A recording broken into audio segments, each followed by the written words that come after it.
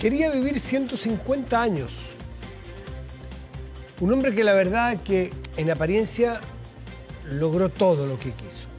Logró la fortuna, el poder, a veces saltarse la ley, superar acusaciones de todo tipo, el poder total, los millones de los millones, pero llegar a los 150 no pudo. Llegó a los 86, no es poco.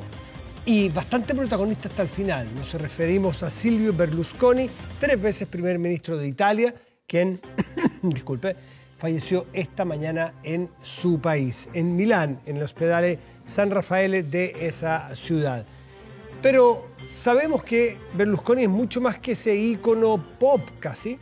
Es mucho más profunda su significancia en la política. Es uno de los artífices de la nueva política italiana de principios del siglo XXI, de fines del siglo XX. Es el heredero o dicen que es uno de los primeros populistas modernos del mundo, que después del decaimiento de los partidos clásicos de la Italia de fines del siglo XX, el Partido Demócrata Cristiano, el Partido Comunista Italiano, desintegrados, bueno, Berlusconi logró juntar y en una forma de hacer política con mucho populismo, logró todo lo que logró.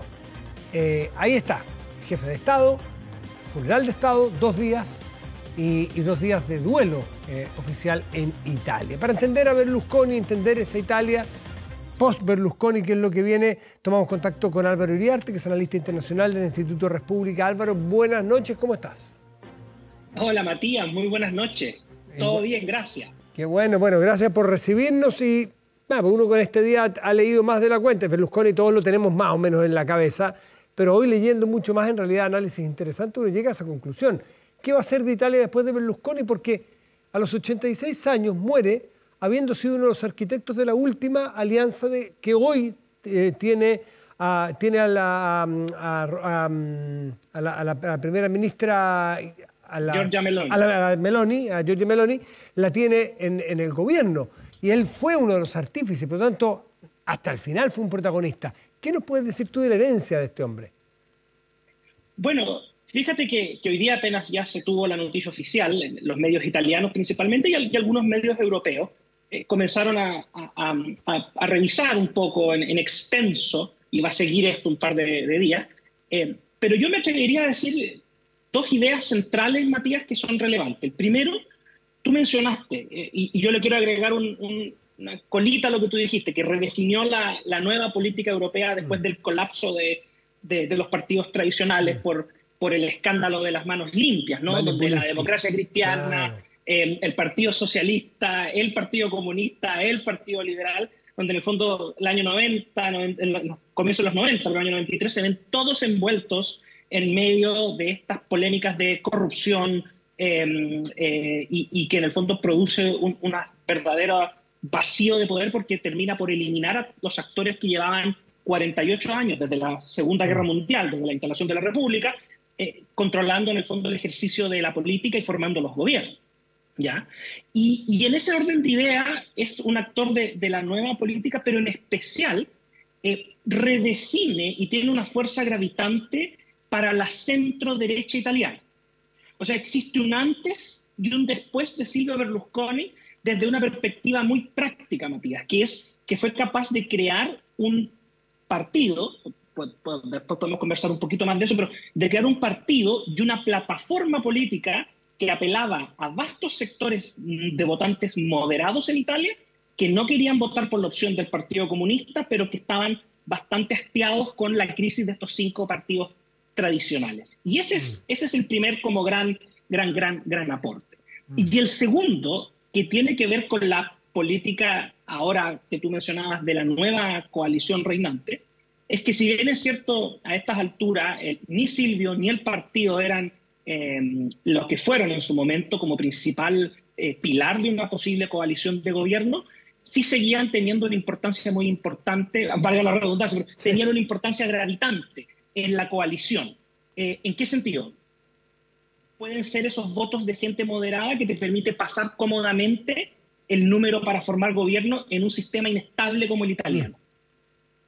Claro, el sistema italiano es como mirado desde una república más estable, como un país caótico. Y algunos dirán, sí, sí lo es, pero es un caos administrado, es un caos perfectamente estable, donde pueden caer un gobierno un día y no pasa nada. Hay países donde cae un gobierno, bueno, y hay regímenes que se instalan que duran 30 años. Entonces hay que entender a Italia en el marco de lo italiano, ¿no? Pero ¿cómo queda? Pues tú dices, él redefine la derecha, desde la centro derecha hasta la derecha más extrema. Él se movió con mucha facilidad por allí.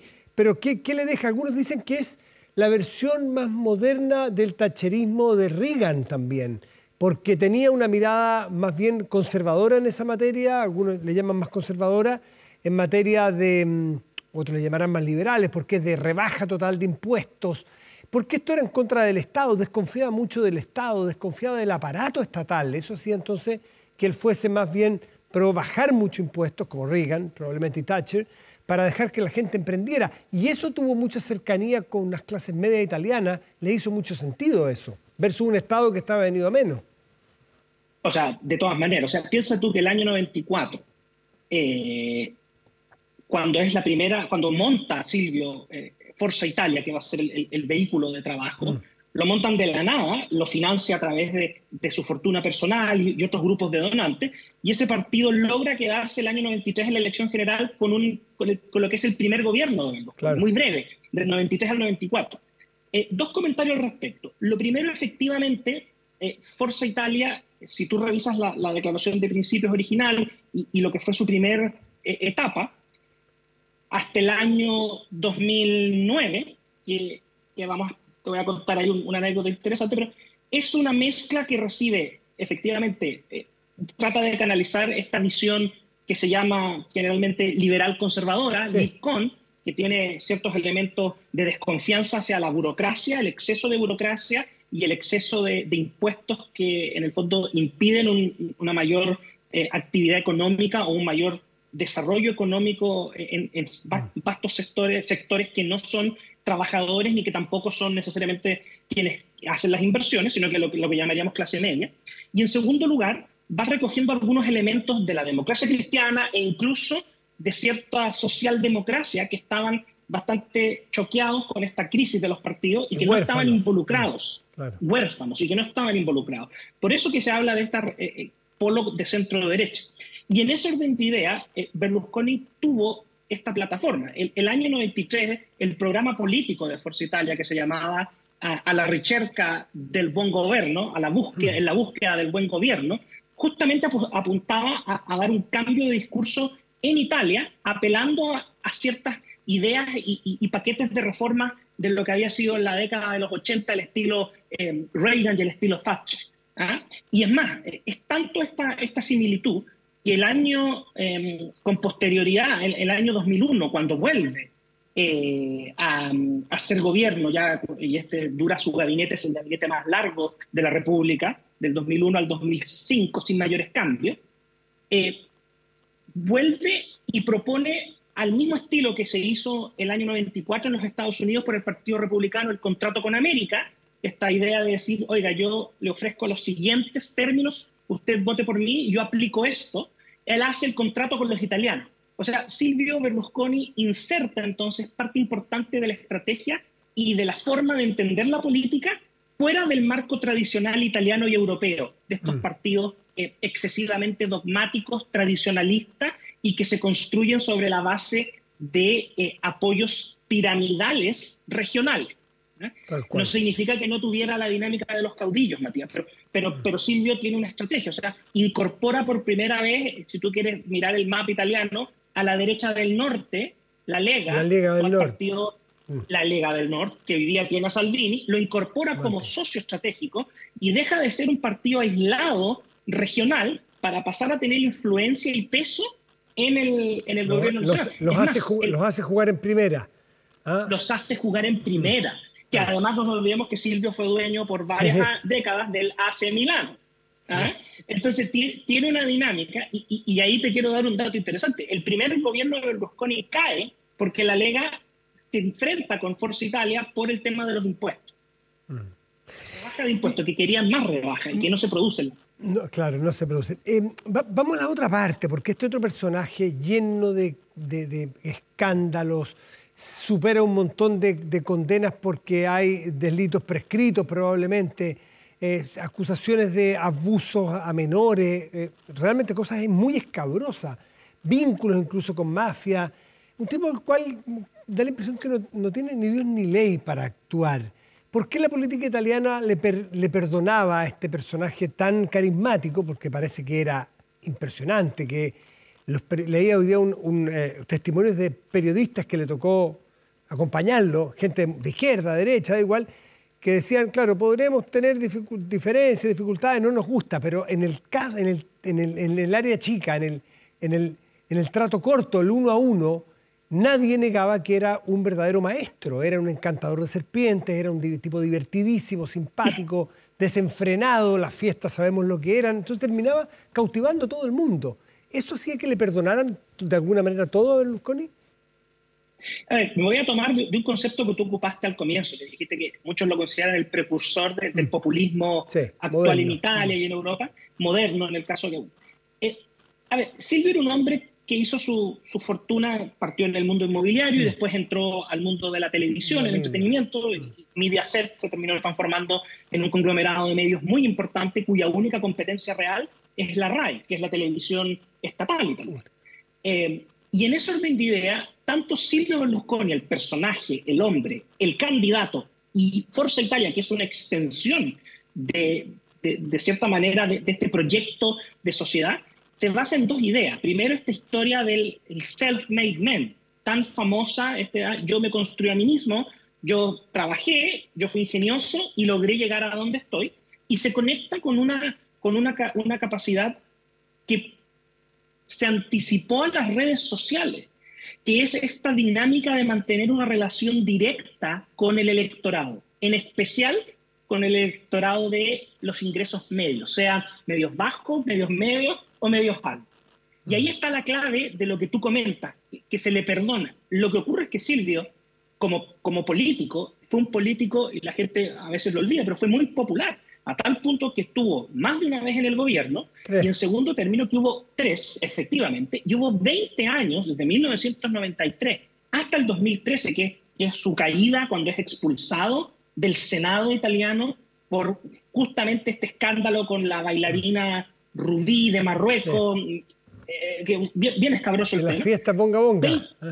La fiesta bonga bonga. 20 años donde su figura es la que determina y domina el escenario político italiano. A tal punto, y con esto termino esta parte para poder ver otros temas que te interesen, Matías, que sin lugar a dudas, durante estos 20 años, la política italiana se definió en base a la alianza berlusconista y los anti-berlusconistas. Y una de las razones por las cuales caían los bloques anti-berlusconistas, encabezados por el Partido Democrático, que es el principal partido centro-izquierda, resulta que radicaban que, claro, se aglutinaban para evitar que Berlusconi y compañía permanecieran en el poder o llegaran al poder, pero una vez que ganaban la elección, no tenían la capacidad operativa. Y por lo tanto empezaba este problema de me desmarco, rompo las alianzas y volví a entrar Silvio. Y así fueron 20 años. Nunca vendió, siendo 3 veces primer ministro, nunca vendió su propiedad en los medios de comunicación. Es decir, el conflicto de interés para él eran un detalle, eran una anécdota de la cual no había que hacerse mucho cargo, ¿no? Y bueno, y lo que consiguió con el Milan, el famoso equipo, ¿no es cierto?, de Arrigo Sacchi, de Gullit, de Van Basten, ganó, entiendo que 5 Champions, 7 u 8 Scudetto. Lo hace un tipo que se mostraba muy exitoso frente a la ciudadanía. Bueno, ahí hay un punto notable. Probablemente uno de los principales aglutinadores de anti-Berlusconi o principal fuerza para generar una reacción, coalición o movimiento para desafiar la presencia de Silvio Berlusconi en el Palacio Chigi y en la política, radica precisamente en esta idea que tú mencionabas, este conflicto de interés entre mantener sus medios de comunicación, su holding, más que sus inversiones, su grupo de medios, que es el grupo privado más importante y además tiene una editorial, que es una de las editoriales más prestigiosas a la hora de publicar documentos. ¿Y qué se le criticaba cada vez que estuvo como primer ministro? En el fondo que quedaba con un exceso de pantalla, tanto en su propio grupo de medios, donde hay casos interesantes, donde los propios conductores de televisión o los propios encargados de los noticiarios llamaban o hacían juicios de valor muy positivos de Silvio Berlusconi, del gobierno o en las elecciones, y además, por la normativa y por el sistema italiano, tenía el control cada vez que estaba en el poder de la RAI. Y esto generó una discusión bien particular y bien importante. Y en segundo lugar, en esa misma línea, claro, o sea, tú mencionabas, el tema del equipo es notable. O sea, yo hoy día conversaba con amigos un poco más jóvenes y muchos de ellos la imagen o asocian el apellido de Silvio Berlusconi no a la reformación de la centro-derecha, no a este primer ministro, al Milan y a las 5 Champions. Claro. Extraordinario, porque te demuestra que Silvio Berlusconi proyectaba una imagen de éxito global y total. O sea, Silvio Berlusconi era exitoso como empresario, era exitoso al tener Mediaset, era exitoso cuando estuvo a cargo del Milan y fue exitoso para fundar un partido y después fue exitoso para llegar al gobierno. Esa es la figura. Sí, Álvaro, ¿hubo alguna conexión creíble con la mafia? Porque siendo un poderoso que siempre está en el borde de la ley y traspasa los bordes de la ley, y es en Italia, uno necesariamente tiene que preguntarse si tuvo algún vínculo que se le acusó, siempre se pudo decir, se especuló. ¿Se probó algún vínculo con la mafia italiana alguna vez? Mira, a ver, las condenas que tuvo Silvio Berlusconi, y esto es importante para responder la pregunta, ambas se producen en el 2003, que es el año, en el fondo, el año terrible para Berlusconi. Años horribles, correcto. A ver, la condena que fue efectiva se le impuso por fraude tributario. Y esa condena de fraude tributario consistía en 4 años de cárcel y lo que nosotros llamaríamos una inhabilidad perpetua, una inhabilidad o prohibición, perdón, por 2 años para ejercer cargos públicos. Por supuesto que esa sentencia en el fondo terminó siendo servida con trabajo comunitario, pero hay sentencia y hay condena. Y ese mismo año se produce la segunda condena, que es 7 años de cárcel y la inhabilidad perpetua para ejercer cargos públicos por abuso de poder y por una relación sexual con esta bailarina marroquí de 17 años. ¿Ya? ¿Por qué hago este punto, Matías? Porque esa sentencia fue la que Silvio apeló el 2014, exitosamente se revocó la sentencia, y después en 2015 el máximo tribunal de Italia ratificó esta absolución o revocación de la sentencia, sin entrar en detalles jurídicos. Entonces, los problemas legales de Silvio que verdaderamente llegaron a tribunales van todos por este lado. Tema tributario, eventualmente asociado a lo que tú comentabas de un conflicto de interés, y este tema de la vida licenciosa, que la más famosa fue precisamente esta niña que el nombre artístico era Rubí. Ahora, en ese orden de ideas, es bueno tener presente que Silvio Berlusconi se enfrascó desde antes del 2013, pero desde después del 2013 nunca más dejó de ser un blanco o un punto de pelea constante. La magistratura, el sistema de persecución penal italiano, porque Silvio Berlusconi alegaba que el sistema estaba absolutamente distorsionado a tal punto que se perseguía a él, que era un empresario exitoso, una persona que había surgido desde abajo, mientras que había otros elementos asociados con la mafia que no terminaban siendo sancionados. Y ese fue el principal punto de choque institucional, tanto en su gobierno como posteriormente. O sea, incluso presentó una reforma completa del sistema de persecución penal que no resultó. Ahora, insisto, siempre se puede decir en el caso de Italia, pero aquí lo que sí está claro es que ninguno de estos procesos están relacionados con la dinámica de la mafia. Bueno, un personaje sobre el cual se han hecho series, al menos, documentales, películas, y seguramente va a empezar ahora la exploración de mucho más material, porque es un personaje muy rico no solamente rico económicamente, muy rico en facetas y muy polémico, que se siempre alimenta mucho el morbo a querer saber más de estos personajes tan queridos y odiados como Berlusconi. Álvaro Iriarte, se nos va el tiempo, lamentablemente habría mucho más que conversar, te agradecemos mucho por esta conversación. ¿Tú estás en Chicago? Sí. Ah, mira, Estás en Chicago. Efectivamente. Ya. La magia del Estamos sur. en Chicago. Qué bien, me alegro mucho. Suerte, bien por ti. Que estés muy bien y muchísimas gracias. Muchas gracias. Chao. Y un saludo a todos los amigos en Chile. Buenas noches. Chao, chao.